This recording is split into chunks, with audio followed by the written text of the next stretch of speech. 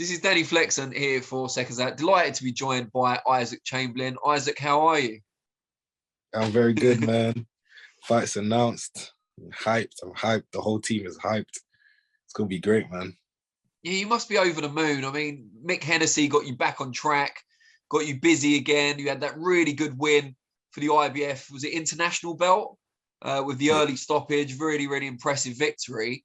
And then Mick or Hennessy Sports lost their television deal, unfortunately. And I think everyone was focused more on you than any of his other fighters, thinking, what's he going to do next?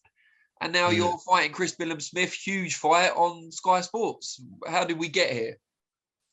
Mick Hennessy done his magic. I'm very, very grateful that he believed in me. He believed in me, and he's been working tirelessly, like behind the scenes for me. And that's what you need in a great manager, So I'm very, very blessed. I'm very grateful. This is a great opportunity. I have to grab it with both hands, and just to show everybody that this is a different Isaac. This is a different guy, and I'm always improving, always bettering myself. And I'm just very, very grateful for the opportunity. It's interesting because you say a different guy. I think Sky Sports subscribers, I'm sure some have followed you on Channel 5, but a lot of them, their last memory of you will be that fight with Okoli at the O2. Hugely, significant that you're able to headline the O2 at such an early stage of your career. It didn't go the way you would have liked, but given what Okoli's gone on to achieve, no real disgrace there either. How have you changed since then? What are Sky Sports viewers going to see that wasn't there before? Honestly, they have to find out and they have to tune in. Honestly, really, guys, please tune into this fight. It's going to be an amazing spectacle. It's going to be in Bournemouth. And, this is the risk that I'm willing to take to be a real champion. I'm going to fight the champion in his backyard, and it's just going to be great. I've been working diligently with my coach, and it's just going to be a massive surprise. When was the fight with Billam-Smith first put to you as a possibility? And were you surprised that his team were willing to take such a big risk? It was put to me a week and a half ago. Oh, is that all? Yeah, and I said, yeah. Well, I asked my coach, what do you think? He said, yeah. I said, yeah. And that's it. Done. Were you surprised that he was as willing to take it as you were? Because from the outside, it looks like he's the one with more to lose. Honestly, I don't really think about the other party. I just think I only control what I can control, and me and my team and what we have going on. So they asked that. I never asked, why is he taking? I never asked any of that. I just thought, you know what, this is amazing. Maybe he wants to get back on Sky, or something, and headline in his hometown. So it's just very, very exciting. I'm very, very grateful for the opportunity to fight Chris Billam-Smith. He's a great fighter. He's a great athlete that lives the life. So I have to be on point. No qualms at all about going to Bournemouth, to his hometown. If it's the first time he's appeared there since becoming a champion, a big attraction. Yeah. No, I'm going to take it as another day in the office. I'm going to take it as another day in the office so people can really see the skill of Isaac Chamberlain. What do you make? You said he's a great fighter. What do you make of Chris Billam-Smith? What do you kind of point out as his main strengths? Oh, he's strong. He's tough. He's durable. He goes the rounds. He goes the distance. He's very, very experienced. You don't become European champion just like that. He beats some good guys on the way. So, I have a lot of respect for him. A lot of respect for him for taking this fight as well, because he didn't need to take this fight. So I'm very, very grateful for the opportunity. And with that in mind, what could a victory over Chris Billam-Smith at the end of July do for your career? Where would it put you? It will do everything for my career. People will know, okay, your boy is back. Your boy is back on Sky Sports, and it will do a lot. I'll be highly ranked with the governing bodies as well. This next fight, after this fight, the next fight could fight. Whoever wins this can fight for a world title next. And that's the actual fact. And Sky have got Riakporhe, of course, who's really high in the world rankings. I think Lawrence Okoli's a free agent at the moment, may work with Sky. That must be a bit of an incentive for you as well, that they've got the cream of the British cruiserweights at the moment on their books. Yeah. Oh, the UK cruiserweight division is blowing. You know, everybody's watching it right now, and I'm just grateful to be a part of the mix. You know, it's very inspiring. You know, seeing what Lawrence has done, seeing what Richard has done. It's an amazing thing. You know, and to be a part of that, you know, it's a great thing for all the fight viewers. You've had so many setbacks for someone your age, not just in life, but in boxing specifically over the last kind of 5 years. What's kept you going through all that? Is it self-belief? Is it people around you? What's kind of sustained you? I think it's just something that's just inside of me. There's something inside of me that will just never give up, never tell me to stop. It's just something that will just keep going. Because if I don't do this, what else would I do? You know, I'm always looking to improve and be better no matter what. You know, no matter what, I'm always looking to improve and be better and be better and be better. And honestly, I just think I'm obsessed with it. I'm obsessed with the sport. You know, I'm obsessed with boxing. I'm obsessed with being a champion. And I want to do whatever it takes. And you've had a few different coaches. What makes the current setup the right one for you? Because it's literally tailored to me. You know, my coach Bobby Mills and my assistant coach Connor Ward, you know, they're the best people I've worked with, you know, in terms of their boxing brain, their personality, just how they are. You know, I fit in with them. And these are the people I'm going to take to the end of my career. You know, I've been through some great times, been through some tough times with them, but I'm grateful for them because they've stuck with me through thick and thin. And I'm very, very grateful for that. You know, very, very, very grateful for that.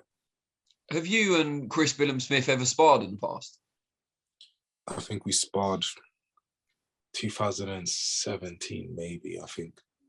I can't really remember how it was. We sparred in 2017, you know, but sparring is sparring, man. I can't really remember from that because it was so long ago.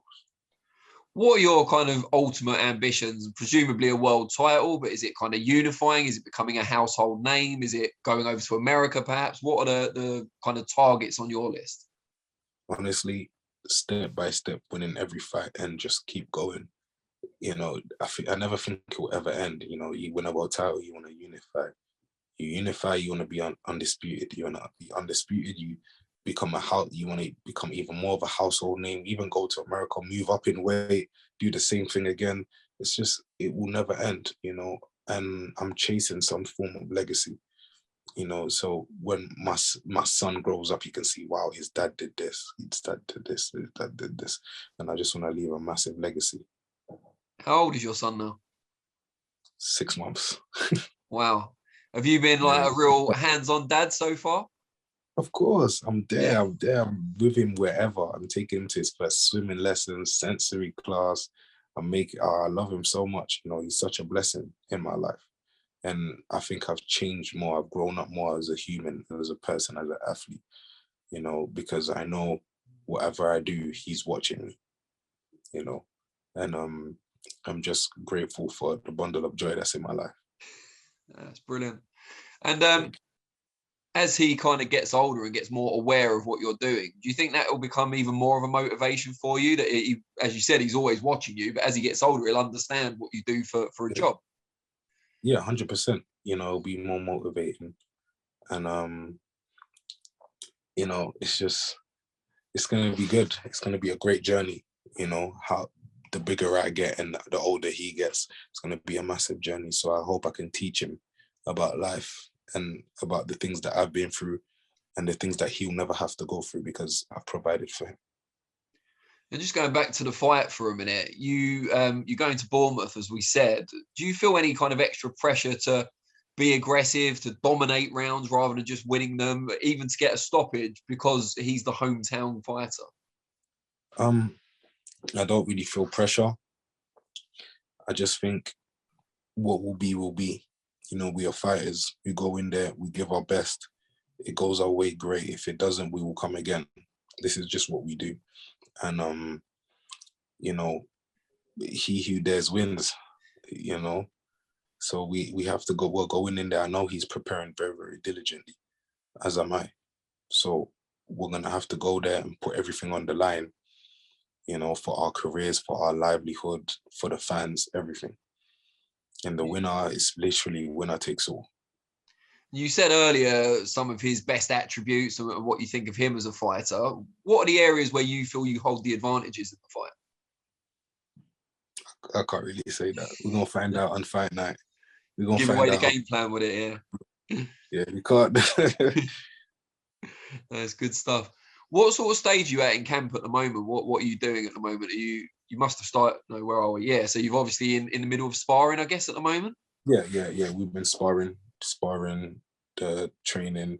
I can't say too much, but what we're doing very well, and it's going great. And would you assume that, you know, not even if you win, but even if you just put in a great performance against Billam-Smith, that you'll stay on with Sky Sports, that they'll want to bring you back?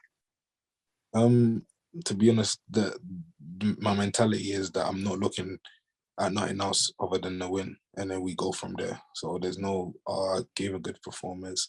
Like, it's not like I don't want to be happy being second best. Like, you know, I just want to focus on the performance, get the win, and then we go from there. I mean, with that in mind, I'm going to ask you to look ahead a little bit, or at least look at other fighters in the division. Maybe not so much look ahead. Maris Breedis is fighting this weekend. For a lot of people, he's the best cruiserweight in the division out of the champions at the moment. But he's got his mandatory, Jay Opatea, over in Australia. What do you make of that fight? A very good fight. Maris Breedis is at a crossroad now because, you know, he's very, very good. He's the best in the world, but obviously his age is showing now, you know, because he's getting a lot older. And that Jay Opatea, I've seen a bit of him. He's very, very, he's a very talented fighter. And, you know, with his speed and his toughness, if he's fit enough, he can actually get the job done. So we're going to have to see. Apart from yourself, who do you rate as the best cruiserweight in the world currently?